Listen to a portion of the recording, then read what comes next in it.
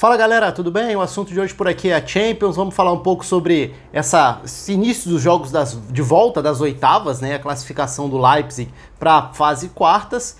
A Atalanta também passou, batendo a equipe do Valência no agregado com muitos gols dentro e fora de casa, né? Aliás, acho que são duas das grandes histórias da Champions que se confirmam depois de já terem encaminhado isso na partida da ida e apenas confirmam isso na volta, duas das grandes histórias dessa temporada. É claro que isso já foi assunto aqui no canal, ainda vai ser outras vezes, sem dúvida alguma, porque são dois times legais de acompanhar, são duas histórias interessantes de acompanhar e são times que merecem chegar onde chegaram e eventualmente podem ir mais adiante. Mas vamos falar especificamente aqui sobre o jogo do Leipzig, a vitória sobre o Tottenham, a forma como aconteceu. Convido você a se inscrever. Se você ainda não se inscreveu, é só clicar aqui embaixo, ativa o sininho, deixa o comentário, deixa a curtida no vídeo, compartilhe.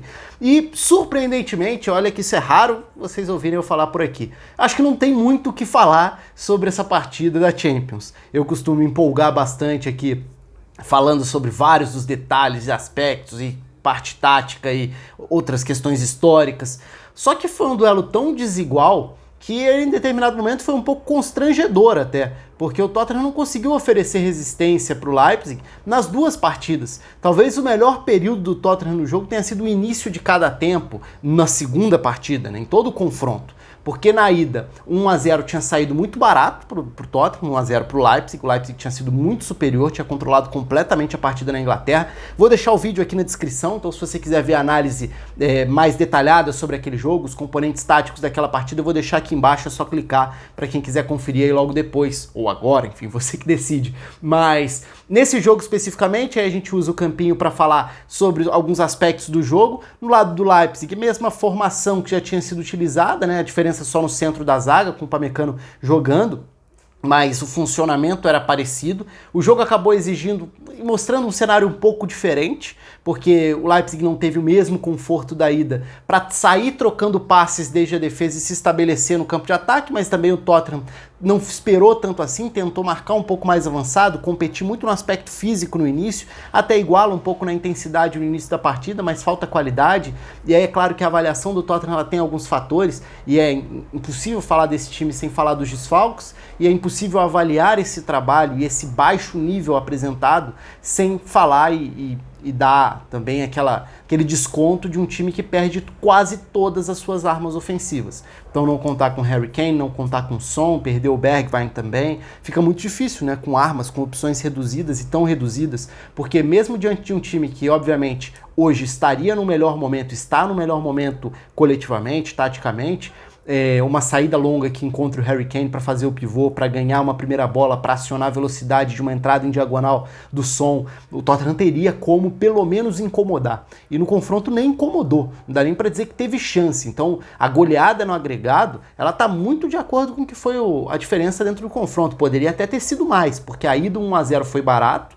e na volta o 2-0 foi sendo administrado durante muito tempo, né? O segundo tempo acabou sendo arrastado, muito perda de tempo, porque não fazia nenhuma diferença mais ali para o confronto, estava na cara que já estava definido, o Tottenham tenta, mas também sem muito sucesso, porque não chega a incomodar para valer no campo de ataque. E aí, falando dessas estruturas de jogo, o Tottenham sim com modificações, né? Tentando usar a linha com 5 na defesa, sendo o Dyer o zagueiro entre os outros dois, né, num trio de zaga.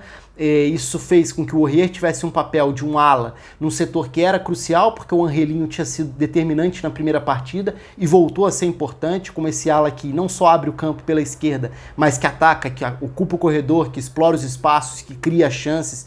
E o Leipzig cria mais uma vez, produz muito por ali. E o Tottenham encontrou dificuldades porque dentro dessa dinâmica a saída direta não encontrava o Dele Alli. Dele Alli não é esse jogador para prender a bola na frente como um pivô. O Lamela era o meia que partia da direita para trabalhar por dentro e ficava próximo do Dele Alli, mas o lado direito só teria saída em velocidade nos avanços do Aurier. O Lucas na ponta esquerda era a opção de velocidade e a única que poderia tentar incomodar nos contra-ataques. E isso também foi controlado pelo Leipzig sem maiores problemas, até porque nesse trio de zaga, os dois zagueiros pelos lados são laterais, né? O Klostermann e o Halstenberg, jogadores acostumados a explorarem uma faixa maior de campo, seja avançando ou retomando para uma recomposição. Então, para o Leipzig, a superioridade veio com uma naturalidade muito grande. E os gols também mostram isso. Então foi um Leipzig que soube explorar tranquilamente os espaços às costas dos volantes do Tottenham.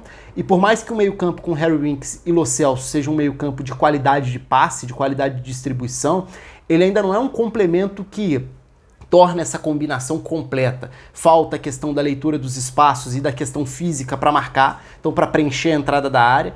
E por ali o Leipzig encontrava muita facilidade para explorar os espaços, fosse nas projeções do Sabitzer, fosse na movimentação do Nkunku, fosse com o Timo Werner, que foi um jogador que naturalmente poderia fazer estrago nos contra-ataques, acho até que fez pouco estrago, mas foi muito ativo, foi muito participativo o tempo inteiro, sendo o cara da condução dessas saídas rápidas, fosse pelo lado esquerdo, que era o lado de partida dele, ou caindo pela direita, então era o jogador que o tempo inteiro oferecia saída, velocidade, contra-ataque, prendendo a bola, conduzindo a bola, tentando acionar o lado do campo, e aí geralmente era o lado esquerdo que recebia com o Angelinho para gerar um cruzamento perigoso. O próprio gol do Sabitzer dentro da área sai assim, né? De uma subida, de uma escapada que vem da direita para a esquerda até o cruzamento encontrar a chegada, o ataque à área do Sabitzer, que é um jogador já bastante veterano até, jogador que já fez diferentes funções no campo, meia aberto, meia central. Hoje ele é um volante ao lado do Laimer, e o Laimer foi outra peça importante, porque